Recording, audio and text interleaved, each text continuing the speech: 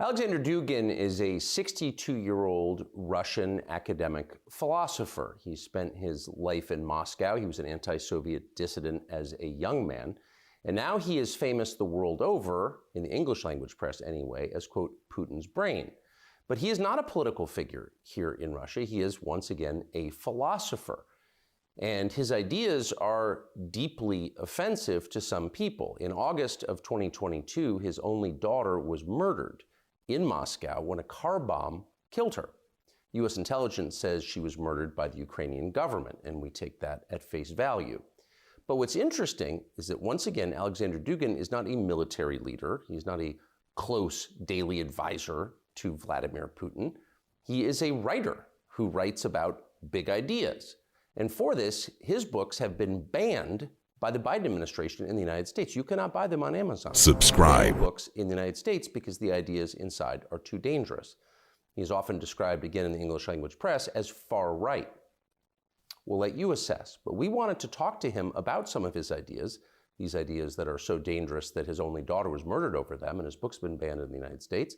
And so we're happy to have him join us now. Mr. Dugin, thank you very much. Thank you. Thank you for inviting me and welcome to Moscow. Of course, thank you. So we were talking off camera. Actually, we were having a conversation that we were not going to film, just interested to meet you. But what you said was so interesting that we got a couple of cameras and put this together. And my question to you was, what do you think is happening in the English language countries? And I said, all of them, United States, Canada, Great Britain, New Zealand, Australia, all at once decided to seemed to turn against themselves. And you had this great turmoil, and some of the behaviors seem very self-destructive. And where do you think, as an observer, that comes from? So I could just express my reading of that. It demands a little patience. So I think that everything started with individualism. So individualism, that was a wrong understanding of the human nature, of the nature of man. When you identify individualism with the man, with the human nature, you cut all the relations to everything else. So you have very special idea of the subject, philosophical subject, as individual. And everything started in the Anglo-Saxon world with Protestant reform and with nominalism. Before that, nominalist attitude that there are no ideas, only things, only individual things. So individual, it was the key and is still key concept that was put in the center of liberal ideology. And liberalism, as in my reading, it is a kind of historical and cultural and political and philosophical process of liberation of individual, of any kind of collective identity, collective or that transcends individual. And that started with refuse of Catholic Church as collective identity, of empire, Western Empire as collective identity. After that, it was a revolt against a national state as collective identity in favor of purely civil society. After that, there was a big fight of the 20th century between liberalism, communism, and fascism, and liberalism has won once more. Yes. So, and after the fall of the Soviet Union, there was only liberalism, and Francis Fukuyama has pointed out correctly that there are no more any ideologies except of liberalism, and liberalism that was liberation of this individual from any kind of collective identity. There were only two collective identities to liberate from: gender identity, because it is collective identity. You are man or woman collectively, so you could not be alone. So a liberation from gender, and that has led to transgenders, to LGBT, and new form of sexual individualism. So sex is something optional.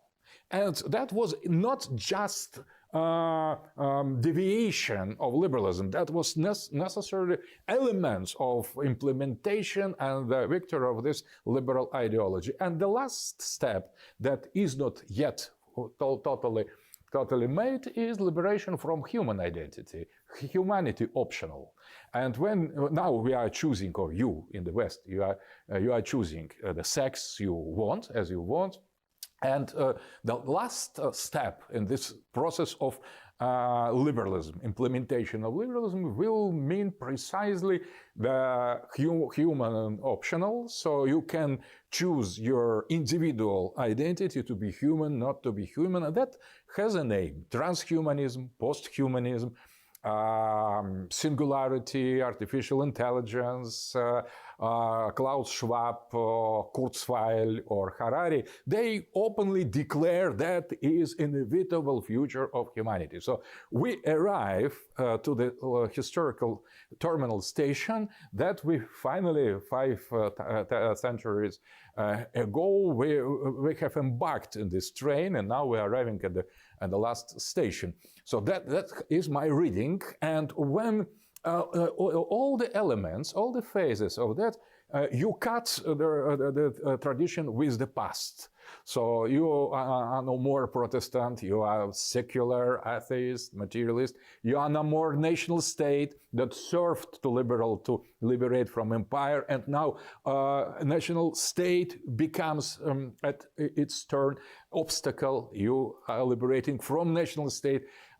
Finally, family is destroyed in favor of this individualism. And the last things, the sex that is already almost overcome, sex optional, and in gender politics, there is only one step to arrive to the end of this process of liberation, of liberalism.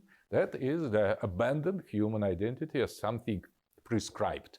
So to be free from to be human, to have the possibility to choose to be or not to be human. And that is the agenda, political, ideological agenda of the tomorrow. That is why how I see Anglo-Saxon world that you have asked of. I think that is just the vanguard of this process, because that started with Anglo-Saxons empirism, nominalism, Protestantism, and now you are ahead as Anglo-Saxon, more devoted to liberalism than any other European. So I mean, what you're describing is clearly happening, and it's horrifying. But it's not the definition of liberalism I have in mind when I describe myself as what we say in the United States as a classical liberal. Right? So you think of liberalism as individual freedom and choice from slavery. Right? So the options as we conceived them as I was growing up were the individual who can follow his conscience, say what he thinks, defend himself against the state, versus the statism, the totalitarianism embodied in the government that you fought against, the Soviet government. And I think most Americans think of it that way. What's the difference? Very interesting question. I think that is the problem is in two definitions of liberalism. There is old liberalism, classical liberalism, yes, and new liberalism. So classical liberalism was in favor of democracy. Democracy understood as the power of majority, of consensus, of individual freedom that should be combined somehow with the freedom of others. And now we have totally the next station already, next phase, new liberalism. Now it is not about the rule of majority, but it is about the rule of minorities. It is not about individual freedom, but it is about wokeism. So you should be so individualistic that you should criticize not only the state, but individual, the old understanding of individual. So you need now you are invited to liberate yourself from individuality, to go further in that direction. So I have spoken once with Fukuyama, Francis Fukuyama, on TV, and he has said before democracy has meant the rule of majority, and now it is about the rule of minorities against majority, because majority could choose Hitler or Putin, so we need to be very careful with majority, and majority should be taken under control, and minorities should rule over majority. Majority, it is not democracy, it's already totalitarianism, and now we are not about defense of the individual freedom, but about prescription to be woke, to be modern, to be progressive. It is not your right to be or not to be progressive. It is your duty to be progressive, to follow this agenda. So you are free to be a left liberal. You are no more is free enough to be right liberal. You should be left liberal, and that is a kind of duty. It is prescription. So liberalism fought during its history against any kind of prescription, and now it at its turn became totalitarian, prescriptive, not free as it was in some. And do you believe that was inevitable? That process that was always going to happen? I think that is, I perceive here a kind of logic. So a kind of logic that is not just perversion or deviation.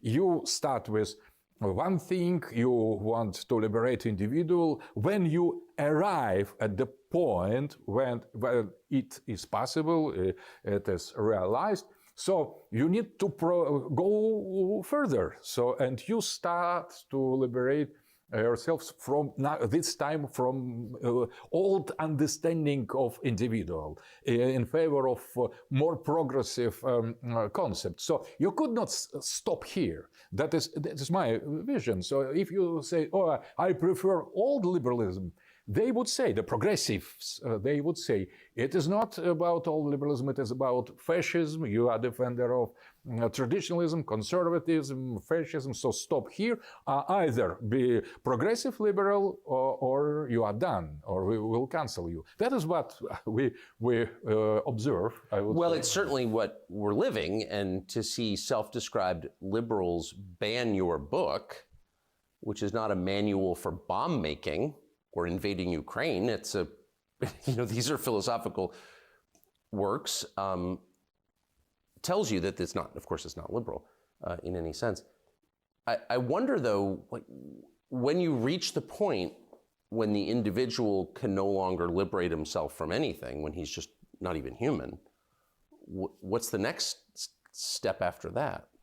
That is described in the pictures, American pictures, films, in many ways. So I think that that all the science fictions, almost all of the 19th century, were realized in the reality in the 20s. So there is nothing more realistic than science fiction. And if you consider Matrix or Terminator, you have so many more or less coinciding version of the future with the post-human or human optional situation or artificial intelligence.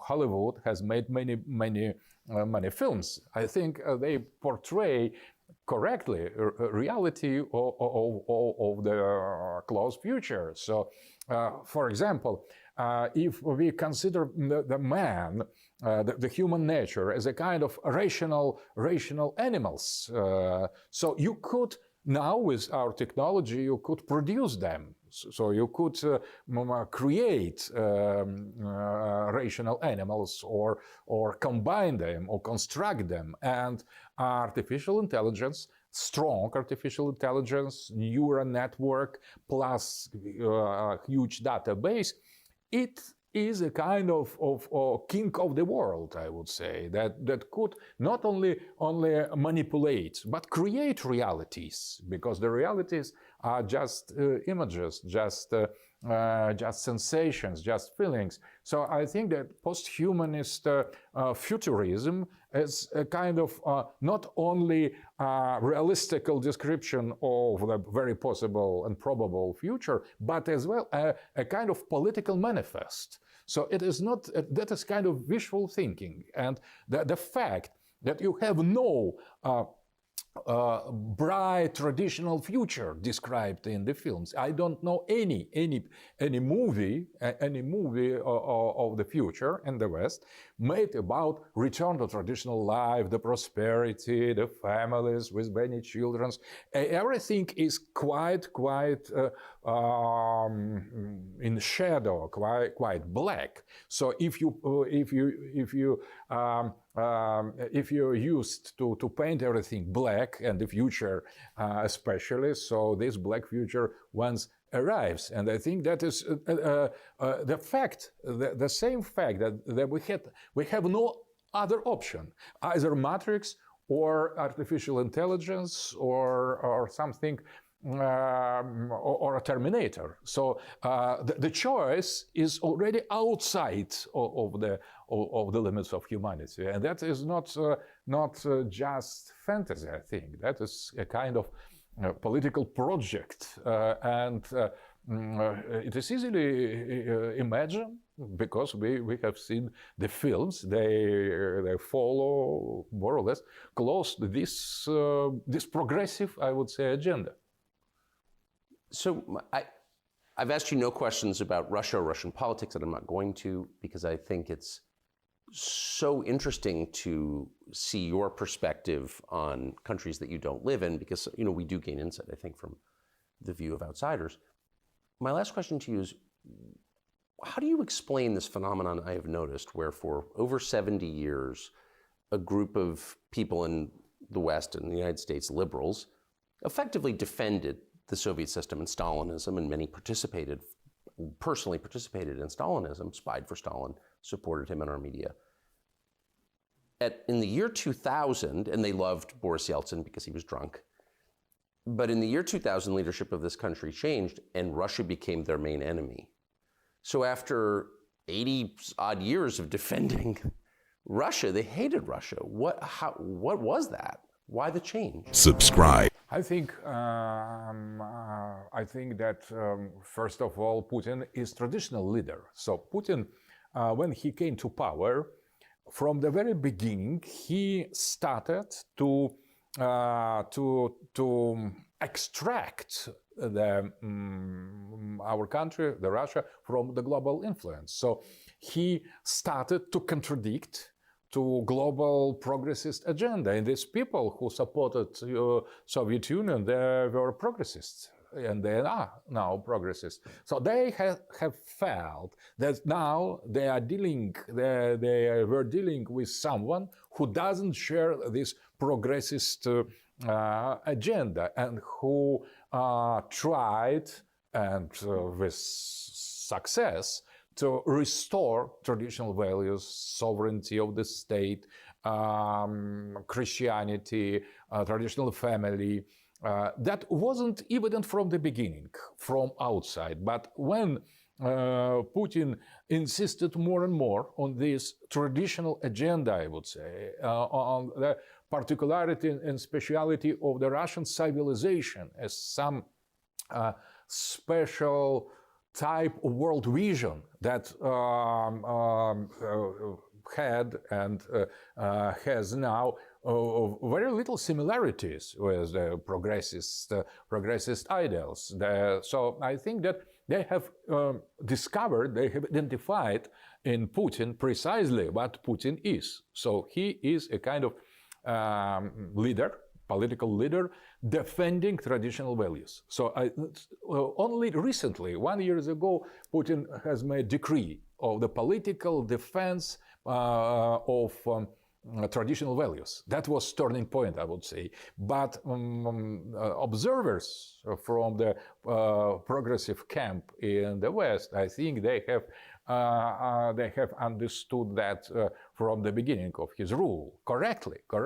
So this hatred is not just casual, something casual or some mood. It is not. It's not casual. It's very serious. So it's metaphysical. So if your main task and main goal is to destroy traditional value, traditional family, traditional states, traditional relations, traditional beliefs, and someone on that with the nuclear weapon, that is not smallest, the least, but the last but not least argument. Someone with nuclear weapon to stand strong, defending traditional value, you are going to abolish. I think they have some basis for this Russophobia and the hatred for Putin. So it is not just by the chance. It's not some irrational change from Sovietophilia to Russia phobia. It's something deeper, I would say. It's my guess. It's clearly something deeper. We felt it was important for your ideas to get an airing in English in the United States, simply because we believe in the open airing of ideas. I guess we're liberals that way. So we're grateful that you took the time. Subscribe. And thanks. Thank you very much.